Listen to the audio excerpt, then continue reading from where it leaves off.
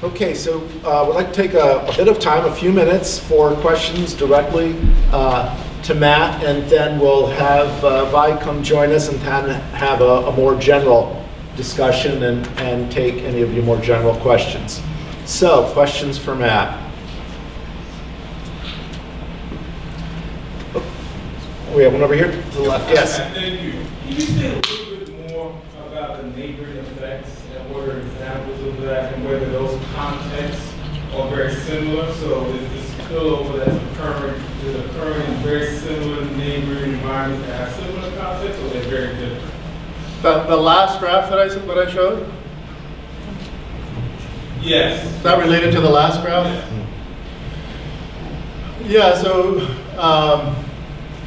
some of the ways that this might play out in this larger project in Brazil, what I found is that some predictors of violence don't spill out in this way, that they seem to be more contained within units, but that other predictors spill out, right? So one example is male unemployment spills out across boundaries, and so there are good theories, if not, there are good theories about this in criminology, in criminal justice studies, that say that you might not commit crimes in your own location, in your own home, but you would be more willing to travel to a neighboring location.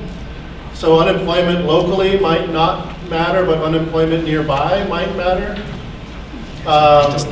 It doesn't seem to play out equally across predictors, but that's one predictor that I've found. Also, environmental degradation seems to have a persistently negative effect, that it persists across geography in ways that other predictors don't.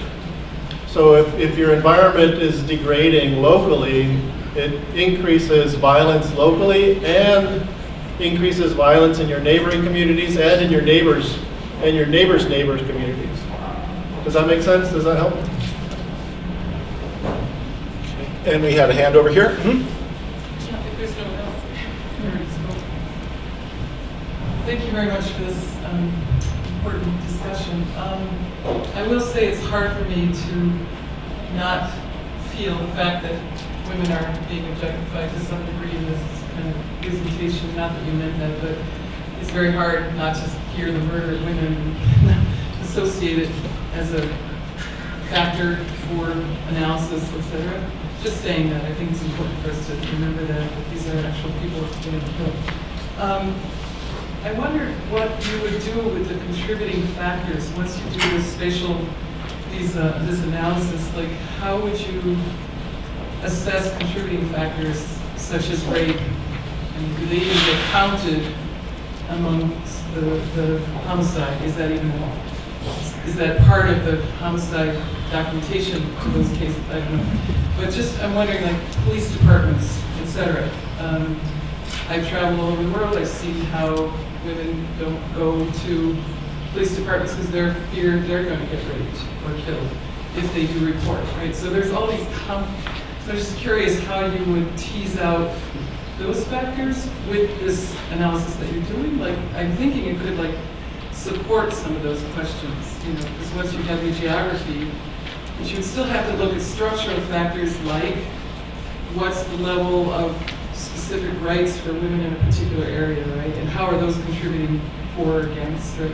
So just curious how you would tease this out in terms of research for students. Like, what would they do with that?